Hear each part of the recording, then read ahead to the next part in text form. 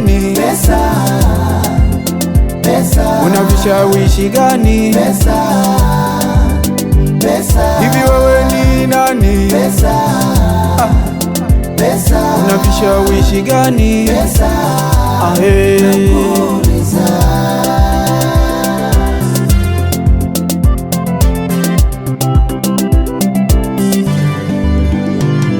una mdomo sana pesa,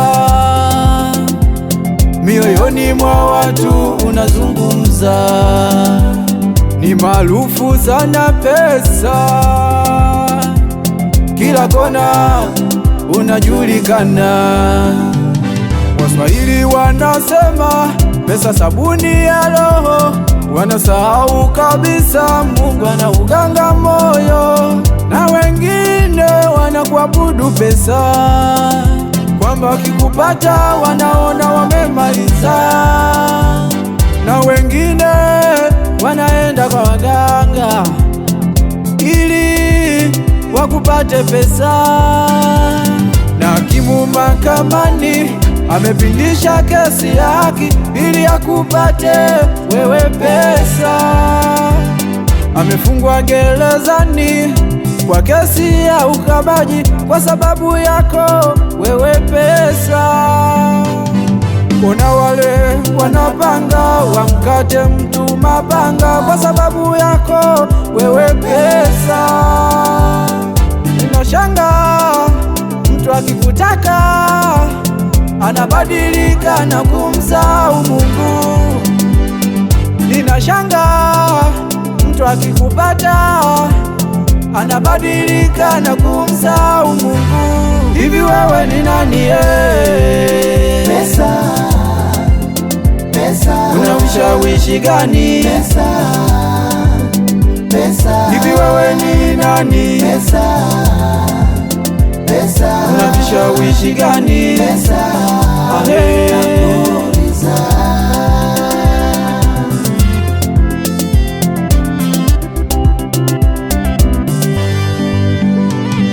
wengine wanapanga njama za mauaji ili wakupate pesa.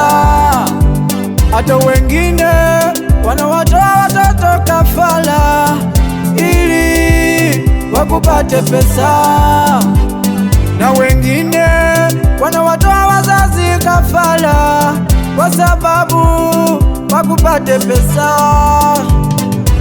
Hata dada zetu huko mitaani wanajiuza wakupate pesa. Hata vita vinavyotokea nchi na nchi ni sababu yako pesa. Wewe pesa umesababisha mauaji kwa watu wasio na hatia. Ndoa nyingi zimevunjika kwa sababu yako pesa. Familia nyingi zimefarakana kwa sababu yako pesa. Hivi wewe ni nani? pesa, pesa. Una ushawishi gani? Pesa, pesa. Hivi wewe ni nani? Pesa, pesa. Una vishawishi gani? Pesa,